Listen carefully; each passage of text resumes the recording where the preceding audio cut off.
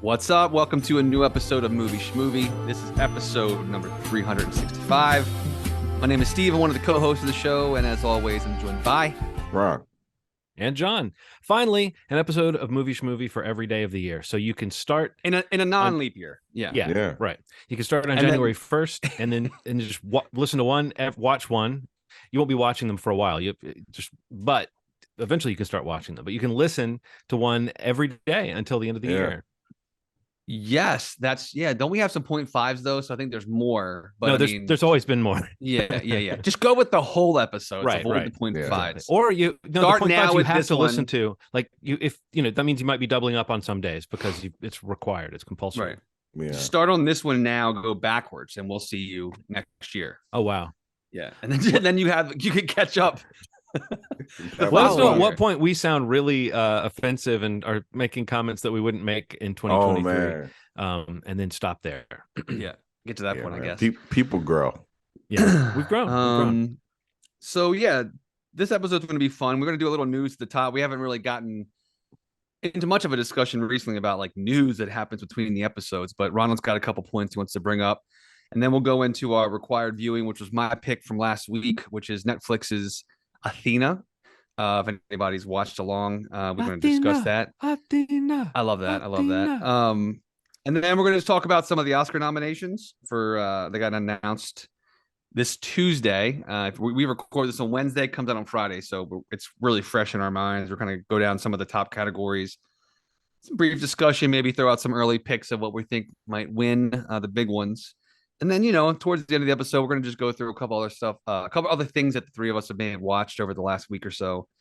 And then we'll, say bye, obviously, at the end. But when we get there, we'll discuss that. But that's a lot. That's a loaded episode you described. It's loaded, but we need to streamline this. We're being sleek. We're being effective. Yes, boom.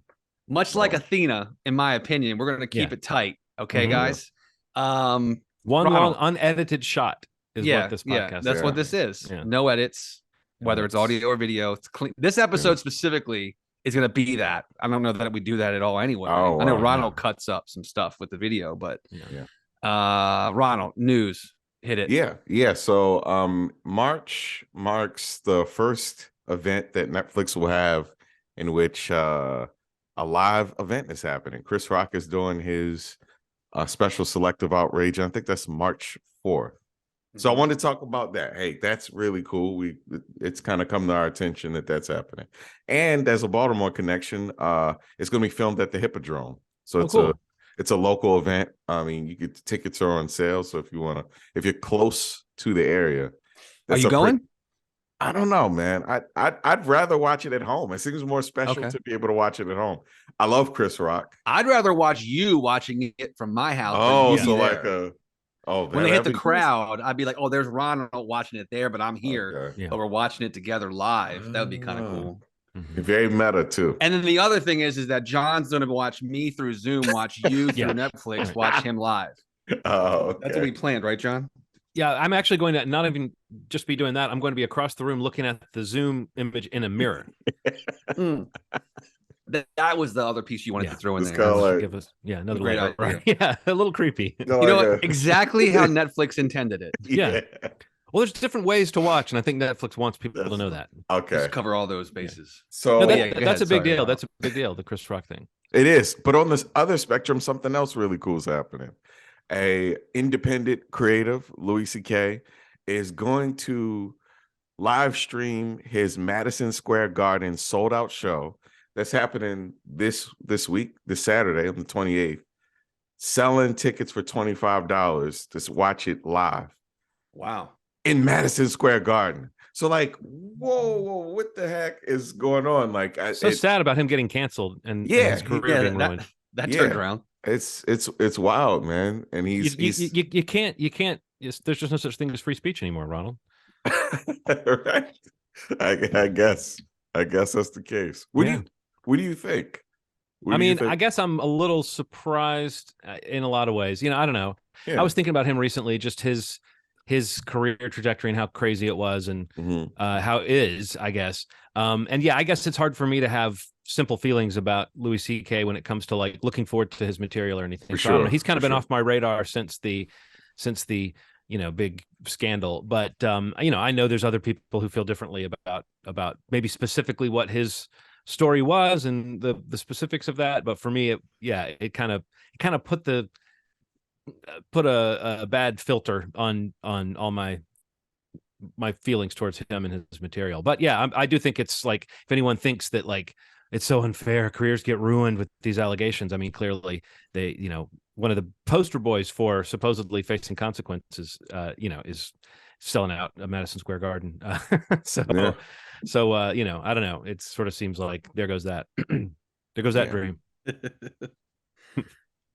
Yeah, it's interesting. Have you been keeping up? I know he's been doing he's had like a movie or a web series and that. Yeah, I saw him like much further after everything happened, like right before lockdown. I saw him live, and it was, I mean, he packed the house, and there were people of all race, ages, shapes, and sizes there to see him. It was. I gotta be honest, man. He made me really mad. I was upset. I was very sour on the movie that he put out. The one that was supposed to come out that leaked. Yeah. Right. Mysteriously leaked. Yeah. What was it called? I Love You, Daddy, or something like that? Yeah, which was a little disturbing anyways. It's the premise dealing with everything that he was dealing with at the time. But I do believe in, the reconciliation, and if you're really sorry for it, I don't think you should have stuff taken away from you forever. I feel like he got a punishment. I don't know if it felt just enough. I don't know what you can do in those situations. I don't know what should there be some monetary sort of thing? Like that's what I can't figure out. Some people want him dead, and some people want him to pay money. So like the spectrum of that stuff is so big that I can only say that I don't want to throw anybody away, but I can honestly stop consuming their stuff. Yeah. I mean, I think that's what it is for me. Somebody falls off my list of people who I want to hear, Yeah. And it's hard to climb back onto my list because there's so many good people on the list who haven't done shit to fall off. So, for sure. I guess I try to focus on them. But I like I said, obviously there's still an audience for what he's doing, because every story I hear is about packed houses and all that. So I feel pretty similarly. I'm like, I don't know if I'm there yet. I don't know if I'm there to like look at him the way that I did before, but I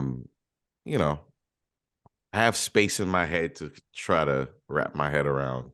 Yeah. Maybe looking at him a little different, a little closer to that at some point in the future. But I just think it's really cool that two entities, Louis always kind of been an independent creative in that way, like before he got canceled.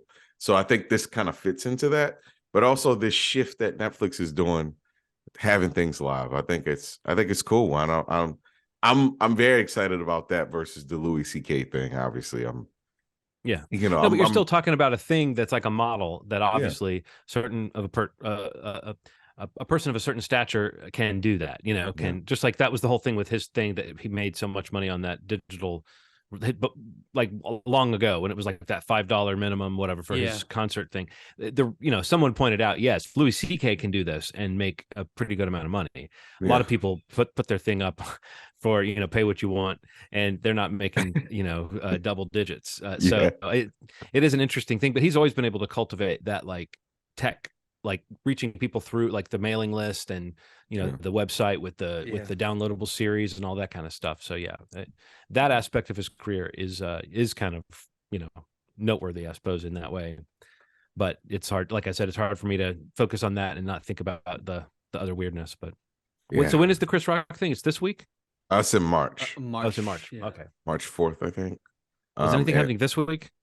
The Louis C.K. thing is this week. That's happening Saturday. All right. At 7:30, which is crazy. That like Madison Square, it's just a lot of arts that I would never have expected. I don't think that most humans on Earth can sell out Madison Square Garden. So like the idea that he's gained this much goodwill again, really interesting stuff. Yeah. So what's next? What are we? Are we going into required viewing? Let's do it. Yeah. All right, Steve, remind us why you chose Athena. Athena. Yeah, I mean, it was just Athena. I remember seeing the trailer a while back. And I forget what festival it was at, but a lot of people were posting about it this past year. And again, end of the year, we talked about it, like our top tens and everything. And I had seen it mentioned on a few lists as a reminder to me. It had kind of gotten buried in your watch list or my watch list. So it reminded me, like, right before it was my turn to pick, and it just seemed like a good opportunity to check it out, even though we'd already done our top tens. And honestly, what stood out to me was that when I'd heard about it, when it had premiered, maybe it was Venice, that it premiered at, I can't remember. A lot of people were just talking about like the way it was shot, a lot of the oneers and like these long takes, and like the opening sequence of the movie, 11 or 12 minute one take scene before the title card drops. That's what a lot of the discussion was around. And I'm always very interested in that kind of stuff, in the production, the filmmaking, the cinematography, like how they actually pull it off, like the technical side of it. And you know and we'll discuss this as we get into the movie, but I mean, one of the things right off the bat, if anybody watches this movie and wants to see how it was made, there's some amazing behind the scenes videos available, that Netflix put out on their YouTube channel, specifically like basically breaking down a lot of the oneers, which this movie is basically a sequence of oneers. And it's just insane, like the kinds of cameras that they use to kind of explain maybe what a oneer is to the to our listeners who might not know that term. Yeah, so basically, most people would recognize it as a scene, like you're following a character through a scene, and you notice that there's no visible cuts in the scene work and the blocking and anything. There's no POV changes unless the camera is moving around to a different character, which it does in this film quite a bit. But some of the big ones of recent memory that always kind of come up in discussion, I guess the biggest one probably is Children of Men is the big one that's always brought up. Man, which is it's just stone cold incredible. Yeah. But it's become something that a lot Detective, of film. didn't it have one? True Detective had an amazing oneer. Carrie Fukunaga did in season 1. Yeah. But I think it's become something that's a lot more actually. And also on Haunting of Hill House, that episode, there's like a massive oneer in that funeral parlor. I think that whole episode was constructed out of as many many long shot, like things that seem like they might have been effects or tricks of editing were actually tricks of like stagecraft, right? Which is what you're getting at. That's so amazing about sequences like that, is that it takes so much coordination and practice to get the choreography of those scenes right.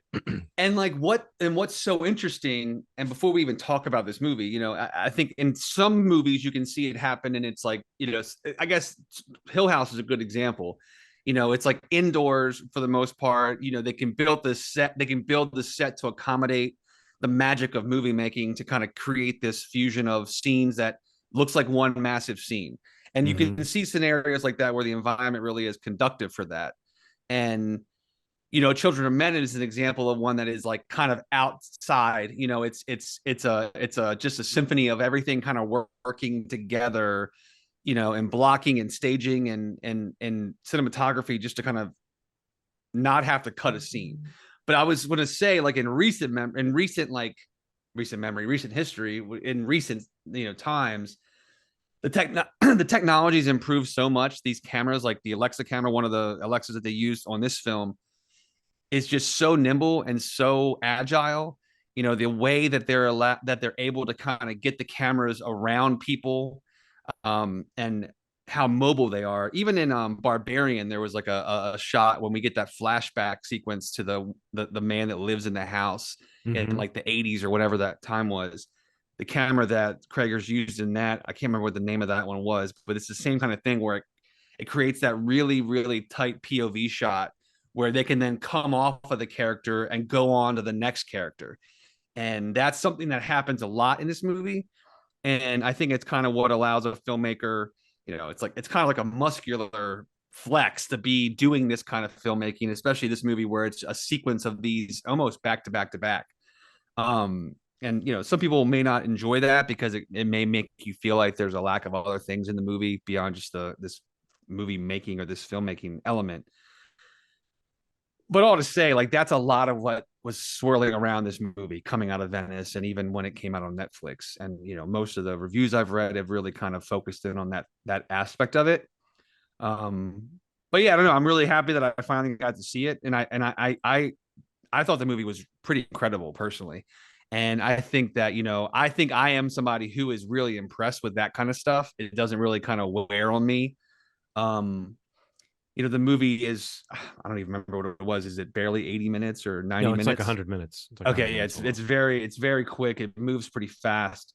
I would say, it does feel like maybe in a grander scheme, this movie feels like the third act of another movie, and maybe a better movie. But even still, I just really felt like the character work and the way that Warner approach to these sequences, and like the scope of like the whole story is based around the death of a child, and this family of brothers, and the way that this community is kind of rioting for this police brutality, this suspected police brutality, against this child. And it's just, they kind of destroy a police press briefing, and they kind of lure the police to this complex in Athena, and the which youth, is like a block of apartments, just, sort of. yeah, like high-rise apartments. Yeah. And Like they attack the block basically, almost, like, kind of territory. exactly, yeah, exactly. And yeah, Except they just it's kind in of Paris, right? basically, It was a Parisian suburb, I think, is where. yes, yeah, in France, yeah, in Paris. Just to incite this confrontation, to kind of have accountability for what they feel has been happening, this oppression, this violence, this just, kind of abuse of power. And it's framed around, well, 3 and 4 brothers of this family, and kind of where they fall and what's happening. The 3 surviving brothers to some degree, but yeah, it's pretty chaotic. It's very fluid. It moves fast. I thought it just looked amazing. I just freaking, I want to research more about like the making of it, because like all those sequences, lots of sequences, like where the kids are like shooting police with like Roman candles and stuff like that. Like that coordination for that kind of shit, in just terms of like safety and stunt stuff like that. I don't, is that visual effects, or is that real? Like, some of it looks real. It all looks real, but like I there's think no most way of those that's elements real. were as real as possible when he said Yeah. there's no CGI. He said there's no like I optical know, I effects and saw stuff. that Yeah. too, but it's like, how? Like, when they're running through those hallways and they're shooting Roman candles at them, I'm just like, how did somebody not get fucking hurt? You know? But I don't know. I'm rambling. I thought this movie was awesome. I was like texting Aaron as I was watching, like, this is wow. But I don't know. What did you know about it before I mentioned it, or Well, was Ronald this said like, you'd seen it, right, Ronald? oh yeah, Yes. you'd already watched it. I reminded you what it was, right? Yeah, so this is like a long I started a movie club that I've been doing on Twitch, and I've been researching for the past like 3 months one-shot movies. Like, either ones that are shot to look like it, or ones that are Yeah. actually one shot. One Right. example is Victoria, that's completely done in one shot. A couple others, but You've talked about that on the podcast before, I remember. yeah. So I was like, okay, well, let me see how different this oneer is than any other one I've ever seen. And it was very different. Mostly because, like, it's one thing to just have a continuous shot, but it's another thing to kind of have it in a perspective of a person that's in the middle of the crowd. It felt like Right. I was a rioter. It felt like, or I was a person that was there trying to get the fuck out at the very least. And it just felt so exciting. Like, I remember how I felt. I remember how I felt when I first saw the fight scene in Old Boy, and then the Daredevil fight scene that's kind of mimics it. Yeah, series, yeah. Right? When I saw it on the Netflix series. And the way that I felt watching Old Boy and that Daredevil scene is the way I felt watching this, but with absolute fear in my heart. Like, the idea that we all have had some proximity to how things can look in your city, when there's social imbalance and how close I have some stories. I was really close to some of that stuff, and how it felt to be in the middle of a group with bats and things on fire is it's a crazy, surreal feeling that I've only seen recreated really well in things like this, and maybe City of God. City of Gods is a really good example, but this is like, I was there. Like, you may as I felt like I was in the middle of a police station. I felt like I was in the group. I felt like I was a part of the cops that were shot. It's not just that it was one shot. It was just so immersive. Some of the shots are kind of like eye level with the cops. So that felt very good. The POV shots felt very real. And you wind up sympathizing with all the sides somehow. Like the cop that got caught, I was like, oh no, like this he's suffering for something that he didn't do personally. It's just, but the system is screwed, and you realize it. Well, they introduce him to chipping nail polish off because he has like a 4-year-old daughter. So I mean, So it's like the rest of the movie, that like he's what the stakes are for him and for his family if something bad happens to him. So I think that adds to that sympathy you feel for him. Even though there's not much. You just mentioned it feeling like a third act, Steve. There's not much information given to you about these characters except what you gain through their actions, and through the way they interact. But I feel like that immersion that Ronald's describing, in some ways, I don't know that the movie really like surpasses those first 12 minutes. I mean, some of the following sequences, some of the one shots are like really still very impressive and maybe in some cases a little more tense.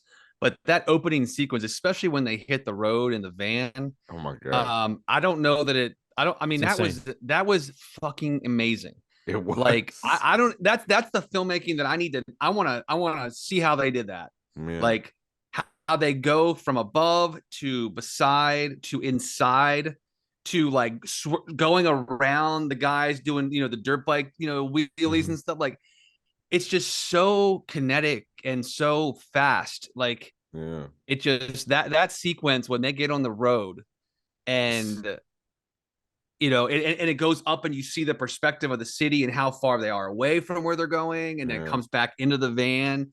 Like it's just that is impressive to me, and it might be cheap to some people. I don't know. Like some stuff I was reading, like people, and I can appreciate it. Like that they kept using that like that showy approach to this kind of thing. Like, is this just like a kit, like a shtick or something? But like that's definitely not how I fall on this topic. Like I'm very impressed by the filmmaking, especially, and I feel like in that opening sequence, because like I and John just said, like they don't give us a lot of what's going on before, but in that sequence, in the police briefing, when they throw the Molotov cocktail, when the ride happens, when they steal the stuff from the cops, like so much is happening with like learning about the two sides in that oneer without really much dialogue at all. It's just all in action and in the filmmaking, and I don't know, that opening sequence before the title card hits and when that title card hits, it's just like I just thought that was so fucking good. Like I was on a high watching that, and for the rest of the movie, I was just like, this is definitely for me. But yeah, it's a definite recommend for me. I mean, if you haven't seen this movie, if you want to watch it, if it sounds interesting, it is just one of these kind of like riot city, like us versus them, people versus the police and in some other factors in the background. But like, I just thought it was really effective. And again, it moves fast. It's not really much of a positive ending, and I think that leaving it where it does is kind of like a decision that maybe some people may not like. But I think it's kind of the whole point of the movie is I'm just saying like, this is not really getting anybody anywhere. But I thought it was really impressive. What did you think of it, John? Did you enjoy it, or what I think I would be one of those people who you said earlier who felt like it was missing some of those other things. Yeah. But I that does not mean I wasn't dazzled by the things you're talking about. And I certainly don't think that I would call it cheap or easy. I mean, maybe it's showy, but it's certainly not showy in a way that's cheap or that's like Like like that making of stuff where they show some of the stuff you're talking about, where they show them like swapping out the cameras, like riding up on motorcycles and like passing the camera through the van to another car that's picking it up. And that's how you, and then like the people that are choreographed to know that when the camera's going past them, they're like shouting or pumping their fist, and then it goes outside. Now you're seeing the guy on top with the flag, and all that stuff is just like the coordination of it. The director said, I mean, I don't know if I can pronounce his name properly. It's is it Roman Gavras? Gavras, yeah. Roman Gavras or Gavra. He was basically saying that what they would do one shot a day. That like that's how they kept the crew enthusiastic and happy and excited, as they knew they were doing this. They would rehearse and rehearse and rehearse with people not really in costume and not really with sets, and get all that stuff down, all those walking through the halls, and there's someone in this, and he would tell people in this room, people are pulling with a crowbar. And in this room, they're, you know, as the camera passes rooms and swivels into them for a second, especially the scenes with, is his name Kareem? Kareem. Oh yeah, brother. Yeah. Played by Sami Somain. He was great. I loved his character and his demeanor. He was kind of the heart of the movie for me in some ways. But just the power and grace and yet kind of vulnerability of that guy as he was going around, I thought was really interesting. But that part you're talking about where he kind of goes through the police district or precinct or whatever, and then they escape in the police van, that was exhilarating and wild, and I couldn't believe what I was seeing all in one shot. And I don't know that they don't cheat it in some spots in terms of like edits and stuff. Right. But it doesn't matter because they still were coordinating those shots to get as much as they could in one. Like the oneer was a true oneer, you know, and the coordination that it took to do that is the art of the film. So, but I think for me, if I had a criticism, I would just say it felt a little one note to me after a while, especially with the kind of ramping up of intensity. I thought that Abdel was an interesting character, but there's a point about midway on where he's just increasingly intense. And I think it was amazing to watch the actor go to those places, and it was like it was effective, but it was like kind of bludgeoning to me to the point where I was like, man, that was a joyless movie when it was over. I was like, it's rare to see a movie that is truly joyless and bleak like that.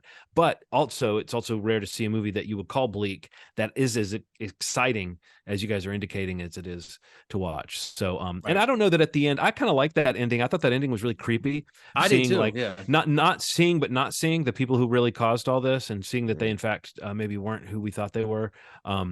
But I also can see how that complicates whatever the political statement the movie might be trying to make. It becomes a little bit squirrely when like you say, Steve, it turns it into a kind of all sides sort of thing, more so than about true police brutality, which is what it seems like it's about, you know, but not really about. The other thing is, it's kind of funny how many brothers there are and how they keep popping up. I was almost surprised there weren't more brothers as the film went along, but I think they each are different. And that's where you feel like this is like an epic saga somehow, with a scene that's almost taking place in real time, or at least over, you know, it's a compressed timeline. Somehow with that, you can have an epic scope, and you can feel like you're, as you said, Steve, you're introduced to all these characters on the go.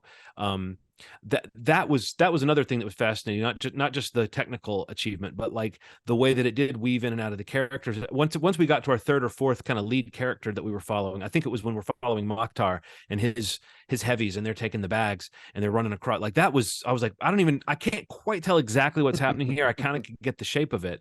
But that was just an exciting, weird scene. I was like, I've never seen like a riot is happening and a guy is trying to escape with all his contraband.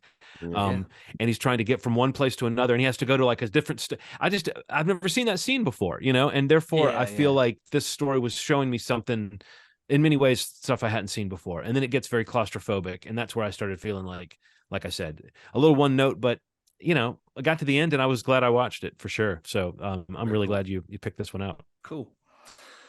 Yeah, that's on Netflix now. If you want to check it out, Athena is definitely a recommend on my part. John?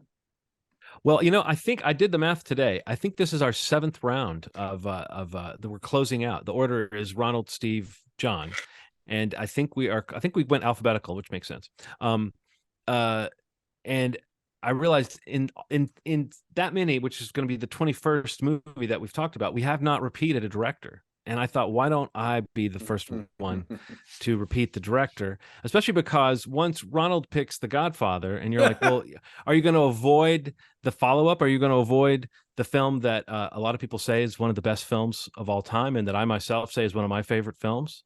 So, next week we're going to talk about The Conversation from 1974, starring Gene Hackman. And the answer is yes, we will avoid it. Yeah.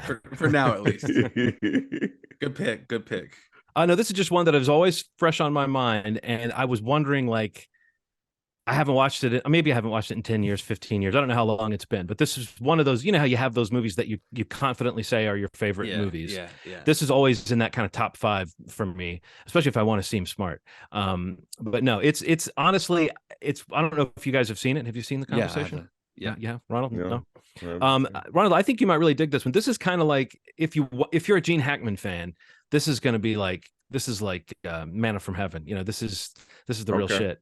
This is one of his favorite performances, and he's famously grumpy and talks shit about every director he's ever worked with, and he actually likes the work he did with Francis Ford Coppola. So, so yeah, we'll be talking about The Conversation. Okay, cool. A paranoid thriller, and a movie that like feels like there's a weird, like, he's a surveillance expert, and so there's a technological component to it, and I feel like it adds such a fun layer to the movie, all this kind of surveillance tech, and also some fun pop-ups from some people from that era that you might be surprised to see in little tiny roles. Okay, so that's exciting. Yeah. And Francis Ford Coppola, if we're going to repeat a director, he's the guy he's a good one. You know, he's one of the ones. You can have 2 from him. Cool.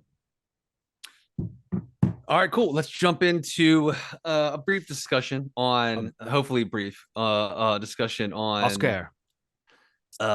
Oscar 2023. What is this, the 95th Oscars? 93rd? 95th? I don't know. 95th, yeah. They were announced Tuesday morning, and some surprises, some snubs, some good, some bad. But we were just talking about it before we started recording. I think we're going to just kind of go down some of the big categories, and I guess maybe throw out what we think is, at least at this point, the front runner in each. I guess let's do. Let me find this. I guess let's do the 2 screenplay categories. We'll include them because I guess they're kind of the other 2 big ones. So let's see. Let's go with original screenplay first. The nominees: The Banshees of Inisherin, Everything Everywhere All at Once, The Fabelmans, Tar, and you picked this film for your top 10. I gotta still see it, but Triangle of Sadness made it on there, which was I think the nominations that it got across the board were pretty big surprises, I think, for a lot of people that kind of predict these nominations. But what are you guys thinking in the original screenplay category here? I mean, it's going to be hard to beat Everything Everywhere All at Once for me in almost any category, which is a strange thing to say. But if I'm going to say which movie am I going to single out its screenplay, I might say that Banshees of Inisherin for me is like, I just think that movie is really incredibly well written. Like, I know people that love it, I know people that hate it. And I think for me, it's just it hits a sweet spot of like weird and funny and existential and philosophical, and so yeah, I would say for me that might be the one that I would most point out the screenplay. But yeah, Everything Everywhere All at Once, I told you guys, I just watched that again, and it's a real accomplishment. So it's kind of hard to top that. Yeah, I think Banshees is my pick for this category. I mean, again, this is what I think will win, not like my what you like. Choice. Yeah, I think Banshees is going to win as well. If that doesn't win, well, I'll just pick the one I think is going to win. Banshees is going to win for sure. Yeah, because they're not going to give it something else. I mean, and a lot of the precursor awards, Banshees has been winning. That in that category. Yeah. But yeah, this feels like the nod you throw to that movie. If it's not winning Best Picture or Best Director or some of these others, that's the award it gets, which is fine because it's it is very strong in that department. Yeah. Right. Let's see here. So then we got adapted screenplay nominees are All Quiet on the Western Front, Glass Onion and Knives Out, Mystery, Living, which I haven't seen that. Top Gun Maverick and Women Talking. I still want to see Women Talking so badly. Me I think too. it's playing locally or somewhere nearby, but I have not made it to see that one.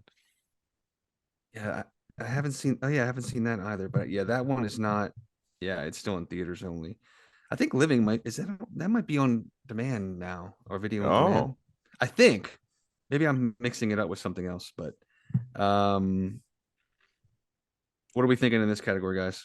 I don't know. I mean, I'm kind of doing more my pick, but I guess I'm considering what might win as well. But I feel like Glass Onion is the one that I would, again, where I'm looking at those going, what was like Top Gun Maverick is well structured. So you kind of have to look at the screenplay and say that's a successful screenplay for a movie to be that well constructed, you know? But I don't know that I'm thinking of like a crackling script. I love dialogue and I love lines, you know, and I think that the Knives Out mystery, that is Glass Onion, gives us the kind of lines, the kind of dialogue that makes me think, oh, that's a great screenplay. What are you taking, Ronald? Women Talking. I haven't seen it. I second that as well. I see people like this movie. Yes, it's just So you're picking what'll probably win. What'll probably win. Yeah, we're picking what we think is going to win. Yeah, I think the same thing. I think that's the one in terms of like the nominations that it did get. Mm-hmm. Which I think this is a film that didn't get as many as some people thought it would, maybe even a month or two ago. But I think this is a category where it's gotten some acknowledgement already. And yeah, I think if it's gonna win a category where it was nominated, I agree. I think it's gonna be this one. Isn't it interesting that sequels have to be in the adapted screenplay department just because they're technically considered by the Academy to be adapted from the original movie, right, even if there's nothing adapted about them. It's just an interesting thing.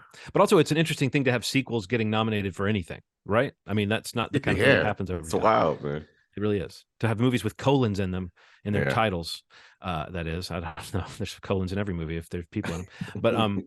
But colons in the titles that are you just don't see them, guys. Yeah. But they're there. But that you don't usually see colons in the titles of movies that are nominated for awards. There you go. That's what I was trying to say. What's the next one? Best Supporting Actress. We've got Angela Bassett for Black Panther: Wakanda Forever. We've got Hong Chow for The Whale. We've got Carrie Condon for The Banshees of Inisherin. We've got Jamie Lee Curtis in Everything Everywhere All at Once, and we've got Stephanie Sue for Everything Everywhere All at Once. Ooh, what a bunch of performances. I haven't seen The Whale, but I love Hong Chow. Yeah, me too. Bassett.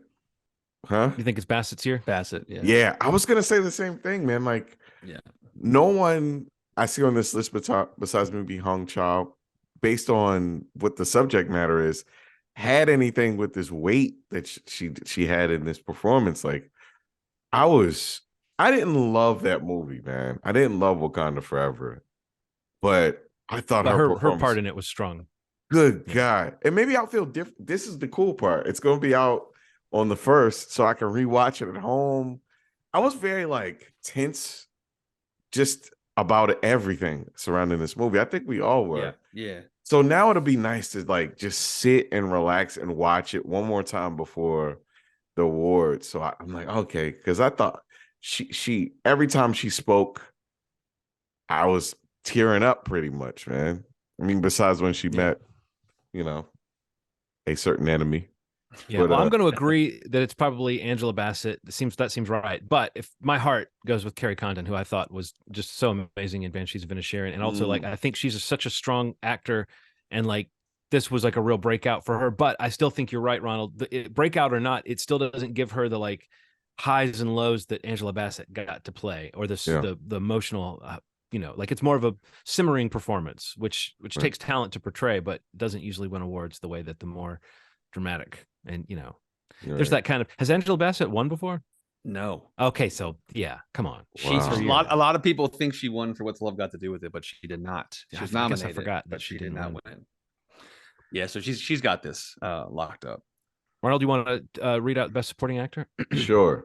Best Supporting Actor, Brendan Gleeson, The Banshees of Inisherin, Brian Tyree Henry, Causeway, Judd Hirsch, The Fabelmans. I feel like I'm going to mispronounce this person. Barry K. Barry K. Keoghan. Okay. Keoghan, The Banshees of Inisherin, and Kate. See, I don't want to mispronounce his name. Just try. Let me just hear it. K.U. Kwan.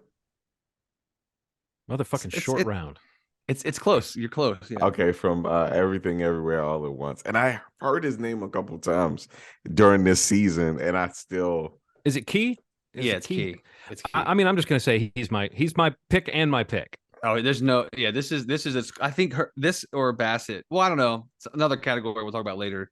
Seems like a pretty locked down category, but like he has swept basically every awards guild, every voting body. yeah. And he's also it's an amazing story. His speeches have been phenomenal. Yes. He is just somebody that everyone is, in love with, and his performance is incredible. It's deserved, but there's like something about the awards circuit and like campaigning for Oscars, and it's just everything for him and for this performance and for this film.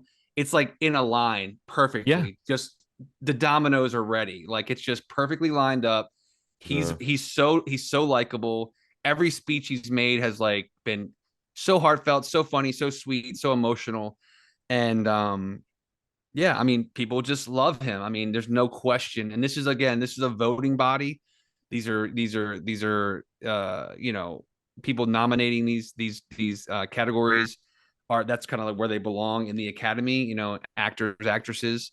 And the love for him this entire award season has been just so loud and just amazing. But yeah, this is as close as you get to a lock. Like, and him at an awards ceremony, you get lots of pictures of him standing next to somebody and going, like he can't yeah, believe it's he's the there. best. It's the Which is again, best. I'm not saying he has to be that humble for me to appreciate him, but No. I love that he's that guy and that he seems like he's the guy you would want him to be. And I also love that when you hear him speak, like in Everything Everywhere All at Once, it's like you go, oh yeah, I can't believe I haven't been seeing him for years. Yeah. But it's like if you had any doubts, is that short round? Wait, is that data from the Goonies? And he's so distinctive. It really is surprising that he hasn't had, at least every few years, some standout role, especially because, I mean, the guy can clearly handle the kind of action choreography, whatever it takes to play that stuff convincingly. It's a real missed opportunity that he didn't get tapped for the last Indiana Jones movie we got, and the one that's coming out soon. Like the fact that he's not involved is a real strange thing to me. It is. I always thought he had just retired, but hasn't he been working in the industry, but just not in front of the camera? Isn't that the case? Yeah. Yeah, have you seen there's a really great video that's kind of been making the round. He went to like, if you can find, I don't know if you guys listen to Happy Sad Confused, but that's another great podcast. Yes. He was on there recently, and it's a great episode. He's just you can't not love him. But yeah, he talks a lot about like, where he was in the early 90s and like, not getting jobs, and everything he got was like, one line, and it just became just very crushing and defeating. And so he eventually just like he put himself through film school, and like he decided to move behind the camera in some sort of production. But in most of the early aughts and up until, I don't know, I think 5 or 6 years ago even, he did a lot of like fun fight and stunt choreography. Mm-hmm. But like he is in this great video that's going around now. It's one of the X-Men movies, or it might be like Wolverine Origins or one of those movies where he's like doing a fight choreography and a sequence, like blocking and stuff with like Hugh Jackman and Hugh Jackman's stunt double. Oh, cool. But it's just like, holy shit, like that's him right there. Like he's doing that too. And then he's in this movie, and he's just great in this movie. And it's like, that's what he did to stay in the industry. But this is where he's at now. He's an Oscar nominated and future Oscar winning actor. Like, it's like, even his statement when he got nominated, it's just like, it's something along the lines of like, whenever I look at the like actors and people that I like look up to, it's like, it's Oscar nominated, whoever the name is, like Harrison Ford or whatever. And it's like, and he's like, now when I see my name in these things, it will be me. And like, I'm there. I'm just like, he's just fucking amazing. Like, I'm so happy for him. We love a story like this, right? I mean, this is like one of those things that just makes you feel good every now and then. Something comes. What you need. Chunk, his entertainment lawyer, like it's like he is. Yeah, Jeff like Cohen is his lawyer. Yeah. The weird, right. Yeah. Weird ass story, man. It's so funny though. Like, how can he not win? Like, it's Now, yeah, I can't wait to see it. Yeah. We got, let's do actress in a leading role. We have Kate Blanchett in Tar, Ana de Armas in Blonde, Michelle Williams in The Fablemans, Michelle Yeoh in Everything Everywhere All at Once, and the big surprise in this category was Andrea Riseborough into Leslie, which her whole like the recent kind of swell of love around her and that performance, and again the fact that these nominations are coming from the body of actors and actresses. It's been a really interesting past like 2 weeks basically, because I mean with the exception of like the Independent Spirit Awards, like this is a movie that hasn't been talked about. Like it's a very small indie movie, like hasn't, I think it's in theaters and probably I think it's on video on demand, but like it's just crazy to see her rise into this, no pun intended, like just to get into this category. Yeah, And it's so good. That movie, well, I mean, it's like she helped invent I cried so much genre of sci-fi, right? I mean, we know that for a fact. Hey, yeah, she did. She was in Oblivion. Respect on Oblivion right there. Most people know her from that, like Ronald. But Ronald's seen to Leslie apparently. I haven't watched it yet, but I heard her performance is just amazing. She's always great. Mark Maron's really so good in it, man. I mean, I think we've been kind of tracking her. All jokes aside about Oblivion, I've been noticing her since that movie, and she's almost always, even though she can play some pretty extreme characters, she's willing to go to some pretty odd places. But I think she's always really strong. So it's kind of fun to see one of those names that you've been noticing over the years suddenly get pop into that list at the Academy Awards. I don't know though. I guess of the ones I've seen, I feel like Michelle Yeoh. I just feel like it feels good to give it to Michelle Yeoh, but you never know what's going to happen with someone like Cate Blanchett. And Michelle Williams too, I guess. But I feel like my heart and my prediction goes to Michelle Yeoh. It just feels like it just feels like it would be good. It would feel good the same way that like Angela Bassett winning an award, Michelle Yeoh winning an award. Did she win for Crouching Tiger, Hidden Dragon? I don't think she's ever won. Okay, no. So that feels like it would be that kind of moment, that 1 in a million moment for her. What do you think, Ronald? I think this is, man, because Everything Everywhere All at Once is up. Anything that's not Tar is counter programming, and Tar's gonna win. I think this is the thing that they're gonna give Tar, and that's it. Okay. Again, if you're going to give something to Tar, it makes sense to give it to her performance. However, to take that away from Michelle Yeoh does feel like, of all the things to honor about Everything Everywhere All at Once, they're going to take that right from her. They're going to take that right from her and give it right to her. I mean, just because that they have to acknowledge that that's a good movie on some level, and maybe it'll get the next one. Maybe it'll get. I don't. No. I think that this is to acknowledge it, and then they're not going to get anywhere near the last category. So, Steve, what is your actress? I mean, again, like my heart wants it to be Michelle Yeoh, but I've yet to see Tar. But everything I've heard about the performance and just even what she's won thus far, I mean, Michelle has also won some of the awards. This is actually one of the closer categories. I think those two are genuinely that close. And in the next month and a half, you get a better read on like where these movies are falling, because last year was a great example of like a movie peaking too soon, like Power of the Dog, and Coda, and like these conversations around like when a movie really hits and people see the movie and things like that in terms of being able to vote. They've done an amazing job at keeping Everything Everywhere relevant for the past like 9+ months, and I think if they can continue to do that or somehow swell around, the time of the awards deadline for voting, I think it could really push Michelle over. But right now, if I'm picking a choice of what will win, it would be Cate. I think, again, you always look at that. If they're going to give one award to this thing, what would they do? Okay, sure. Best lead actor, Austin Butler for Elvis, Colin Farrell for Banshees of Inisherin, Brendan Fraser for The Whale, Paul Mescal for After Sun, and Bill Nye for Living. Now, I haven't seen all of these, but I'm going to say this. I love Colin Farrell, and I feel like he's excellent in Banshees of Inisherin, so that would be my pick, but I feel like Brendan Fraser is having kind of a moment in that movie in particular. It's one of those, it wasn't even a movie that got well regarded, particularly outside of his performance. So it really makes sense to give the award to him. especially because he's having that kind of career swell of whatever. I mean, it's almost insane how much people adore him. I mean, I get it, but it's funny that he's one of those guys who, like, people talk about him like he's a puppy, you know? Yeah. So but I think that, yeah, but using the logic we've used, it seems like that would be what the Academy would do. They would look at this, maybe kind of a demonstrative performance, something that's kind of extreme like that. They love miserable characters. This seems like a miserable movie, even though I haven't seen it. I believe Brendan Fraser, but I think Colin Farrell is so great in Banshees. I just don't know that you're going to give a performance that subtle the award when you're up against, like, that's such a nuanced kind of underplayed performance compared to some of these other, even Austin Butler as Elvis feels like it might have more of a shot than Colin Farrell, just because there's something kind of, you know, there's a showstopper trick aspect to it. Yeah. I agree. I think it's going to be Brendan Fraser. For everything you just said. Yeah. What about you, Ronald?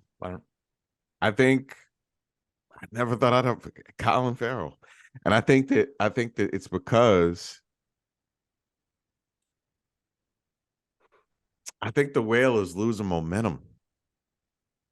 I think it's losing, like, and I haven't, like, you know how that there was this, you talk about the swell, the swell around it. There really was. Yeah. Now I'm starting to hear more, there was a like swale around it. Yeah, a swale. Now I'm hearing, like, oh man, and Sharon, have you seen it? I'm hearing that more, which is making me think that they're gonna pick Colin, man. Like, I think Colin, and I think they skew kind of more traditional for this one. This is like a real classic Hollywood kind of leading man performance. Like, it's solid. It's, from what I've seen in the clips, it's really funny, and it's well-rounded, and it's beautiful background, man. Colin may have this, man. I do want to say I'm really happy that Paul Mescal got a nomination, because I had After Sun on my honorable mentions for our top of the year. The movie was great, but he was incredible in it, I thought. And I haven't seen Normal People, but I've heard that the show is great and that he's great in it. But that performance, I was really happy to see them acknowledge, even if he has no chance of winning. But yeah, nice. He is now as well a Oscar-nominated actor. Yeah, it's great. After Sun was so good. So Ronald, best director. Let's hear it. Best director: Martin McDonagh, Banshees of Inisherin; Daniel Kwan, how am I pronouncing this last one? Scheinert, Everything Everywhere All at Once. A hometown boy from Birmingham. Oh wow. Yeah. Steven Spielberg, The Fabelmans; Todd Field, Tar; Ruben Östlund, Triangle of Sadness. Ruben Östlund. You know, I'm gonna say, I don't know if this is right, but when I look at all the other awards that we've been sort of, the way we've been doling these out, it kind of feels like this would be the one you would give to Spielberg, but I just don't know if The Fabelmans has the kind of traction, you know. But he would be the person who, the director, the name in this list. But people love a Todd Field coming back to direct, like, a rare movie. I mean, I guess this is one that's really hard to say, but my first thought was like, oh, it would be cool to give Steven Spielberg a nod for this movie that I really do think is one of his strongest emotional movies in forever. I mean, it really outstripped my expectations for it. But I think maybe that's my voting with my heart kind of thing. I wouldn't be sad to see this go to any of these folks, honestly. And I think that the Daniels have another, you know, they have a shot too, just because that movie is so inventive. There's a lot, depending on how the Academy feels, like how old they are. Really, there's a lot of directing in that movie. You know what I mean? There's a lot of conceiving and editing and, like, making things work. So I think you could look at that as an achievement of like a visionary mind, maybe more than some of these other movies. But that doesn't mean that's what they're going to give the award to. They frequently give an award to something kind of elegant, and stately. So yeah. Spielberg is my heart, but I could see it going to any of those. As much as I love Steven Spielberg, and I do think he has a chance of winning this, I think that he's probably number 2 right now. But I think, unfortunately, he will have to add the Daniels to the list of directors he's lost to at the Academy Awards.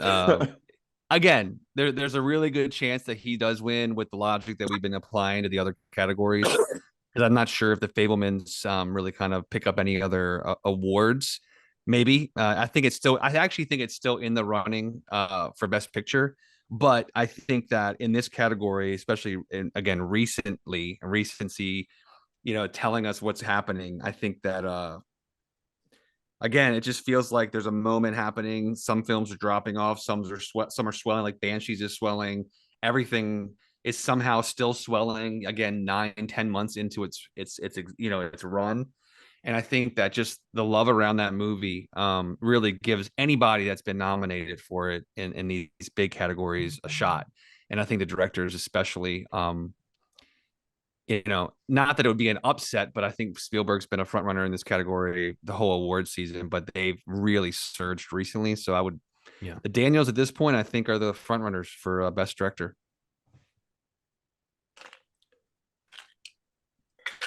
What'd you think, Ronald? What was your pick? The Daniels, I think. Okay. I think they're gonna win that one. I mean, I would certainly have no complaints about that. That would right. feel masterpiece. Really good. But yeah, I don't know. So the last category, Best Picture, we got 10 nominees this year, filling up all 10 slots. We have Women Talking, Triangle of Sadness, Avatar: The Way of Water, All Quiet on the Western Front, Elvis, Tar, Top Gun: Maverick, The Fabelmans, The Banshees of Inisherin, and Everything Everywhere All at Once. Guys, Everything Everywhere All at Once. No brainer, right? Ronald, I feel like are you going to that. take a hot take here? You're going to go outside? I think it's it. You look like it. What do you got? Tar just feels like one of those weird ones that's going to sneak up on people, man. Yeah. No shot. No shot? No shot. In this category? In this category, yes. Yeah. Best you think Everything Everywhere is going to, man, honestly, man, I think it's you think it's going to sweep? I wanted to sweep. Not to sound like a broken record, but there is, and keep in mind, this is a preferential ballot. This is the one category where every branch votes. So, we can't just apply like a favorite. Like, it's not that they pick one. Yeah. So this is a category where like crazy shit can happen. And I think that while Everything Everywhere could be divisive to some Academy voters, I think it will still be high enough on a list of a 1 through 10 ranking, right, where it would still accumulate enough points where a movie like, honestly, I think movies like Fabelmans, Everything, even Banshees, and honestly even Top Gun: Maverick, I think those are the 4 real contenders in this category, because I think those are the 4 that would be placed high enough on most voters' lists that they would accumulate points to be competitive in this category. Top Gun? I really do. Yeah. I think I don't know that it's I'm not saying I think Top Gun will win Best That would be Picture. crazy. But I think you're right that it would be one of the 4 that people would put in their top 4 or 5. Exactly. Yeah. In some mix or match of those 4 movies, I think it would appear in those top 4 slots on the majority of voting ballots. Wow. Yeah, I get but that. And The Fabelmans, that's kind of a conversation point too of this category, is that like, if Spielberg, him not winning director or vice versa, like this could be a situation where, one wins one category, one wins the other. But I don't know. Yeah, I still just feel like right now, Everything Everywhere. And I think it's like not, honestly, like the distance between 1 and 2 is not even close. I think Everything Everywhere is like right now running away with Best Picture. Like I think the closest one might be Banshees, honestly. Yeah. In terms of a true competitor. I mean, that's like my number 1 and 2 for the year. So I certainly hope if they go with my feelings, then that's what'll happen. I get that. I mean, regardless, I think it's a really great year for movies, and I think the nominations are very exciting. I think the idea, I saw a stat like of the acting categories, like 16 of the 20 have never been nominated for an Oscar. Like, wow. That is really cool.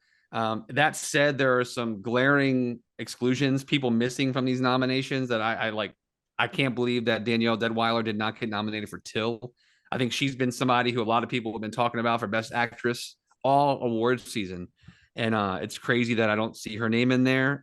I did watch that, and she's amazing in that movie. But I don't know. Maybe it's the kind of movie that not a lot of people watched to be able to nominate her. I don't know. It's hard to say, but she was great. But just yeah, I just think the idea of like people getting nominated that have never been nominated, I think that's exciting, especially when you're looking at like a Kate Blanchett who's been nominated so many times, but then she's one of the four in those four categories that have had a nomination before. So it'll be cool to see new faces and new people accepting awards. Hopefully at this Academy Awards this year, and like John mentioned earlier, they did say they're gonna present and broadcast all 23 categories this year. None of it's being done off air or pre-taped or any of that stuff, which is, I think, good. And obviously, I'm super into the award stuff, and I'm excited to see what comes of it. But it's going to be a long 40 some days. I think a lot changes, a lot goes up and down. I think last year when the nominations came out, a different movie was the strong front runner to win a lot of awards. And things changed drastically by the time they were given out. So that could happen again this year too. So, March, what is it? 12th? 3rd? No, I think it's the 12th. It's the weekend that Scream comes out. it's that Sunday. So yeah. That's probably why they chose it. Yeah, I think that's why. Like people go see Scream that weekend, come watch the Oscars. March 12th, you're right. Yeah, so Sunday we'll see. We'll check it 95th. when it goes down. And then we'll come back and we'll rank all 95 Oscar ceremonies. That's obviously I thought we were gonna save that reveal, John, but Ronald, what else have you watched this last week? Let's go into any other mentions. Apple TV shrinking. I know you've been watching a lot, buddy. Let's hear it. Yeah, Apple TV shrinking. I'm a big fan of it. Jessica Williams, Harrison Ford, Jason Segel. Jason Segel. I mean, Jason Segel being Jason Segel is special. I mean, so people are probably gonna be like, maybe he's a one. You know what they say? Segel gonna Segel. Segel gonna Segel. Segel gonna Segel like a sea seagull. And I always wonder if they're talking about, is it Noah Segal? No, is it Noah Segan? What's the name of the guy that's in Noah Segan? Segan gonna Segan. Segan gonna Segan. Same thing for that dude. Yeah. That's what they say. Yeah, good show. Very emotional. The first episode's coming out this Friday, but I've been privy to most of the season. It's cool. Some revelations come out, some entanglements develop. No, aren't you fancy with your priviness? Yeah, man, it's good. It's a good show. It's funny. You've been talking about it for a few weeks. I know the embargo's up, so it's why we can talk about it now because it comes out this week. But like with the embargo hitting or going up, it's like tons of people are posting about it, just like raving about this show, like it's saying it's like one of Apple TV's best shows. Like, watch out, Ted Lasso. This is the kind of like heartwarming, fan friendly, like this kind of show is like that in that lane at least. But that's good for Apple TV because like we're fans, and I do think they need another show like this, and I'm excited to watch it. I haven't started it yet, but I plan on watching it this weekend for sure. Cool. I watched Megan with I did too. My wife. How was Megan, guys? My wife. Go ahead. Sorry. I can't not. It's like I can't. I gotta do it. You gotta do it. Talk about what's compulsory. That is compulsory. That's compulsory. Ritter. Even if well, even if you don't do it where anyone can hear you, you have to kind of like turn your head and go. You have to do it. I can't not do it, guys. Sorry. What did you think of M3gan? Ronald? No, I know what you thought. It was number 20 on your best of last year list. It was a 2022 release. Yeah, because it was supposed to come out. It's so weird. Dates have gotten screwed up, man. But it was supposed to come out in 2022, and it didn't. But I did really enjoy it. It was fun. I think I got like a real crush on this Akilah Cooper, and she wrote Malignant, which I'm a huge fan of. I think she chose this cool line between absurdity and creepiness. Like she understands that like something can go off into that, and it's probably paying homage to a lot of like 80s movies that kind of went crazy. It's just like there's a point where the crazy gets really crazy. So you go, it's guaranteed like, what the fuck was that? Like you're gonna say that when you go to see one of her scripts, one of the movies that she's written. And this felt like that. Like Aaron was just like, her jaw dropped at every moment that Megan would get crazier and crazier and more self-aware, like Terminator, like Skynet. So it was just a cool ass movie, and it had like a resolution that almost felt like it was paying homage to another movie of a totally different genre, RoboCop. Oh yeah, yes, it just felt like there was a cool balance. It's fun. It was fun. The one complaint that I think that people probably have is this is nonsensical. There is no beginning, middle, and end to some people, which I read in some of the reviews, but it's fun. It's a fun ass movie. Everybody held up their end of the bargain, and I think that what's in it? Michelle? Is it Michelle? No, Allison. Allison Williams is becoming like a cult classic scream queen or something, man. It's pretty cool. I liked her in this. I liked Megan in spots. I mean, I thought there were moments like that moment in the hallway when she starts dancing when she's chasing the guy. I mean, that's the best moment in the movie. That's like the iconic moment to me. I mean, I do think it kind of lost me a little bit when it was going into the third act. It kind of, I wanted it to be a little bit more evil and mean. I feel like it was a little bit like playing like the efforts to keep it PG-13, I think was smart. Totally smart from a marketing standpoint. And you don't need it to be gorier and worse. But I'm just saying, for me, the tone, that campy tone, that sort of, I can't believe this doll is so mean or so nasty or so just giving people the side eye and stuff. I feel like that tone, if it had been allowed to fully flower, I just was expecting a little bit more, I hate to say, but like a little bit more viciousness, a little bit more ouch in this, rather than the kind of, like you said, the kind of fun moments. Like I found myself wishing I had seen this with a crowd. I saw some headline, someone was saying, is it forgettable, or is it dumb enough to enjoy? And I kind of put it in the dumb enough to enjoy department, it wasn't quite my cup of tea, but I think what you're saying about, is it Aquila? Aquila Cooper, Aquila Cooper. I think even though I didn't love Malignant either, I do respond to that WTF aspect that she brings to these movies. And I mean, I think as you'll think of Child's Play, you'll think of The Terminator, you'll think of RoboCop maybe a little bit. This movie breaks a couple of taboos with regards to what can happen to a dog. But even then, I feel like we weren't seeing the after effects of what was happening enough for it to feel like a horror classic for me. So it does kind of feel like a little bit of a soft pedaled thing. But I think all the elements you point out, Ronald, that you single out were strong. And the design of the doll and just the creepiness, the fact that they know they've got something that's kind of funny and creepy at the same time. I think that there were moments where it really clicked for me. And I also think Allison Williams is like quietly great in this, like perfect for the tone of the thing. Yeah, and to add this to her performance in Get Out as she's got a little bit of a genre thing going on. So she was also on a recent Comedy Bang Bang, and she was really good. She was one of those celebrities who gets it right from the start and knew how to hang in there. So that was another thing that made me appreciate her. But cool. I think people know what they're getting if they watch Megan, right? Like no one's going to sit down and say, "What? I thought this was going to be the Grapes of Wrath." I gotta watch it still. I'm excited to see it finally. This week. And then maybe one more thing I wanted to talk about. There is a season that Hulu gave us access to called Extraordinary. That stars Marriott Tires.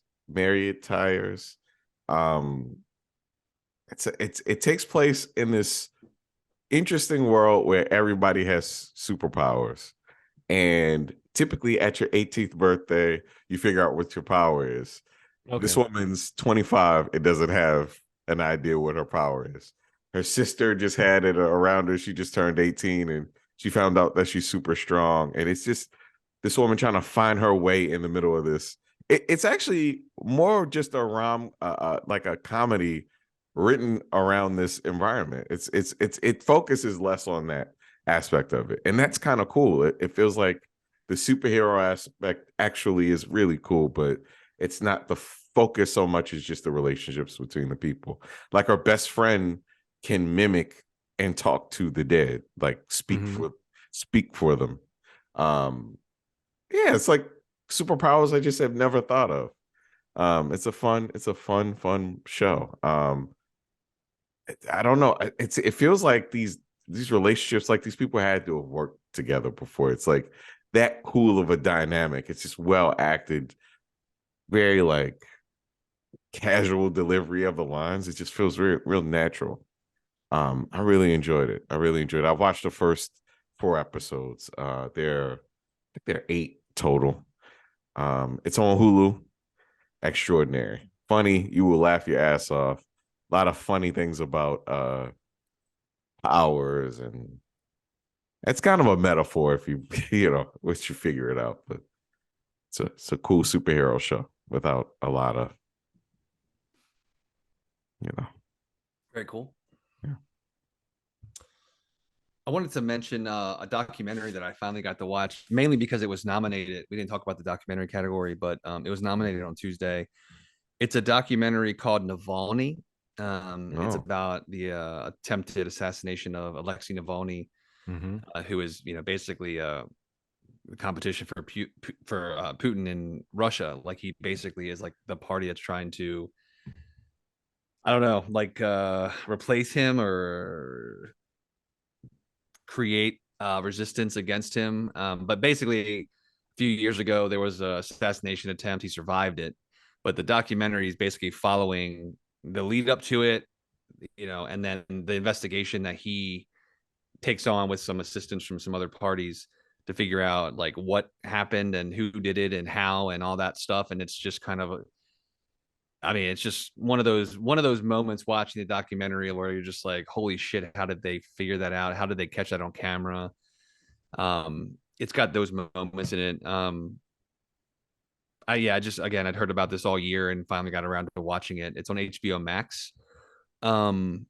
It's really, really well made, really entertaining. It's kind of crazy to say that based, around what its subject matter is, because it's, if you do any kind of Google search, you kind of like, you would know where he's at now and what's going on with him today, with Alexei Navalny specifically. But just really interesting. And, as someone who doesn't really, I'm not very educated and know a ton about, Russian politics and, what his motivations and what his approach is to trying to, create a resistance for Putin and, kind of what's going on in Russia right now and has been for a long time. But just him as a character and him as a political figure, social media figure, kind of how he uses social media and, did and continue to up until, where this documentary ends. But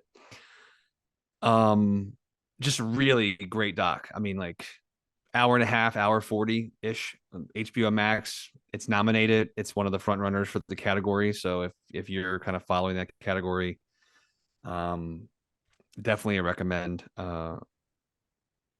It's called Navalny. It's on HBO Max.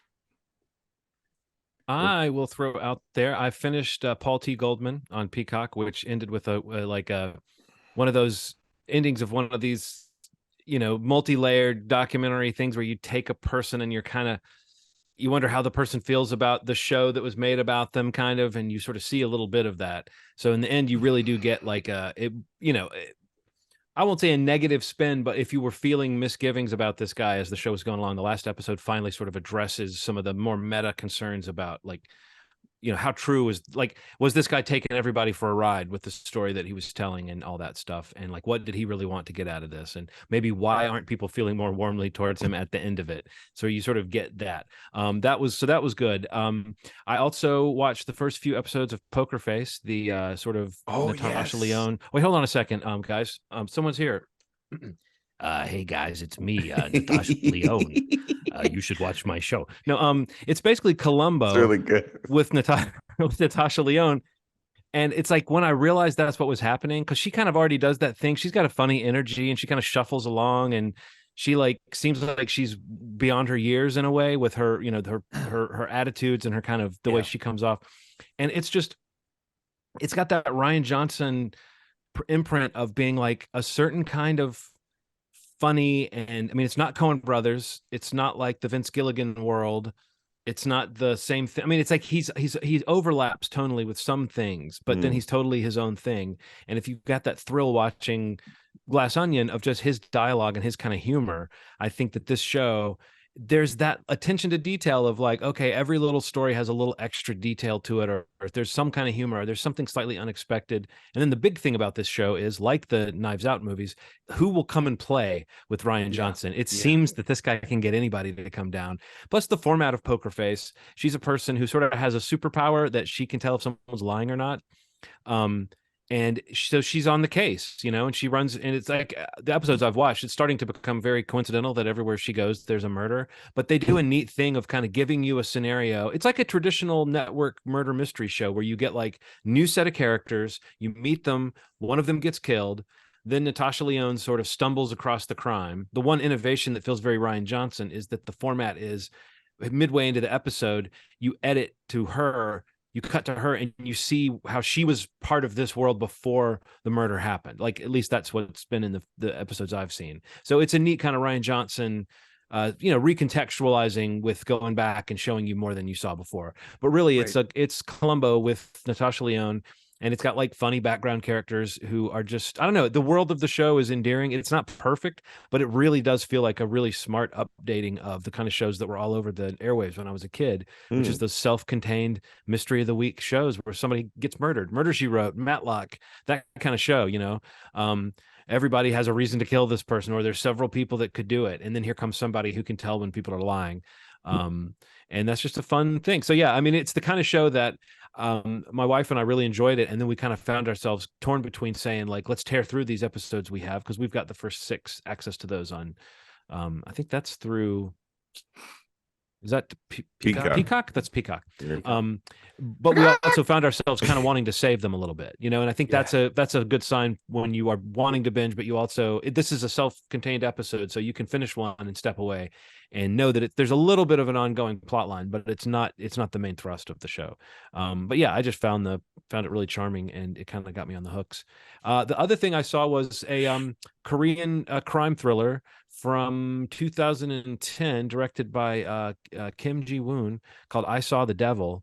And this movie is insane. I mean, it's incredibly violent and kind of bleak, to use my favorite word. But also had the way a good Korean crime film can just be so amazingly staged and filmed, and the artistry of everything, the set decoration, the camera movement, it's, it can really blow your mind. They sort of do westernized thrillers better than Westerners do in a lot of ways. Yeah. But no, I just thought it was very bloody and gory. Anything that was really unpleasant that I was wishing they had left in Megan. This movie is like the hard R, where you really cringe at some of the violence, but it's about that. It's about making you, there's a vengeance quest that gets ugly. And you got a front row seat to it. But it's really, I found that pretty interesting. If you haven't seen it, Ronald, you might enjoy it, but it might be a little bit ugly and violent for you. I don't know how your tastes go with that kind of stuff. Yeah, it depends. I'll check it. I remember the poster. I've never seen it though. I want a poster. Yeah. All right, a lot of stuff. That's an episode, guys. Again, next week's episode, John, continuing the Coppola. He's his required viewing, The Conversation. So let's all watch that together. And guys, I don't want to oversell this, but I'm extremely excited for next week's episode. The Movie Schmovie crew has not been in person together in, I mean, what, 3 years? 3 years. Yeah, it's insane to say that out loud. We're very fortunate, and I feel so happy that we can see each other on a weekly basis this way. But next week, the Movie Schmovie crew is getting together for the first screening together that we've done in 3+ years. We're all going to meet up and go to an advanced screening of M. Night Shyamalan's new film, Knock at the Cabin. It's screening next week, and we were invited to come to review it, and we're gonna go. It's gonna happen. Yes. Timing's perfect. We're gonna record our review. It's gonna be next week's episode, our first review of this kind in 3+ years. I'm so excited. Yeah, man. It's gonna be crazy. It's gonna be weird. I haven't been to a theater in a while still. But I'm excited to go and to see you guys and to hopefully see an awesome movie. Word is very positive. Yeah.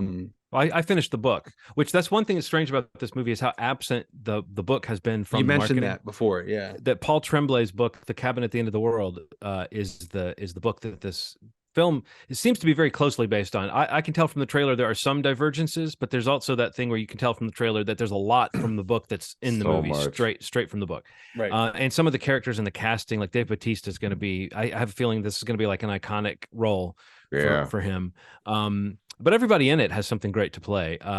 It's intriguing to have read this book because there's a couple things that I'm very curious to know if they're going to stick to them in the movie and how they're going to handle them, because the book, knowing that M. Night Shyamalan was going to be directing the movie, reading the book, I was just thinking like, oh, M. Night's going to have a field day with this prolonged tension and like slow reveal of information. And like every few chapters, you get like a bit of information that changes your understanding of things. And it's there's like 7 characters in the whole thing. You know, it's one of those like locked room kind of stories that just escalates in some really unpredictable ways. So yeah, it's like a home invasion story with a real difference. Wouldn't you agree, Ronald? I know you've been you checked out the book too. It's like strangers in the daytime. Yeah. It's so scary, man. Like daytime stuff just spooks me out. Like Midsommar and this. This will be up there. The sun being out and things happening messes up my whole idea of like, I was like, evil people come out at night. Right. You're not supposed to be scared then. Yeah. Little do you know, stuff could happen midday. I was telling Ronald, Steve, that knowing who was cast in this and reading the book, there's a part where it's basically straight from the trailer, very early in the book, is like when the character, with the little girl's outside playing, you've seen that part in the trailer, and he comes up and starts talking to her. And it was knowing that it was Dave Bautista playing this character, the way he's described. I was telling Ronald that it's funny that it felt like it said, and then Dave Bautista walked up. Yes. He's supposed to be massive. It's like this presence. And then they talk about how thick his neck is and how muscular his arms are. Yeah. Like it's just, and how like calm, how eerily calm and like quiet he's able to speak and stuff. So no, it just made me think. And then Rupert Grint is going to be crazy in this too. His character is a wild one as well. So, I can't wait. I can't wait to see. And yes, you're right, Steve. Before you mentioned it, I was going to say it. In our text thread earlier, is like, do you realize that next week is like, we used to do that all the time, folks. Maybe if you've listened to the show long enough to remember, we used to see movies together, and then not a couple times we came over here after a movie and recorded. But most of the time it would be like a few nights later we would get together. But no, this is a real return to tradition for us that I'm super excited about. I'll be ordering an icy. I don't think that'll surprise anybody. Classic John right there. Next week's gonna be a fun one. So movieshmovie.com if you want to subscribe to the podcast, if maybe you just dropped in now. You can find all the links there for the podcast platform of your choice, or just listen to episodes there if you want.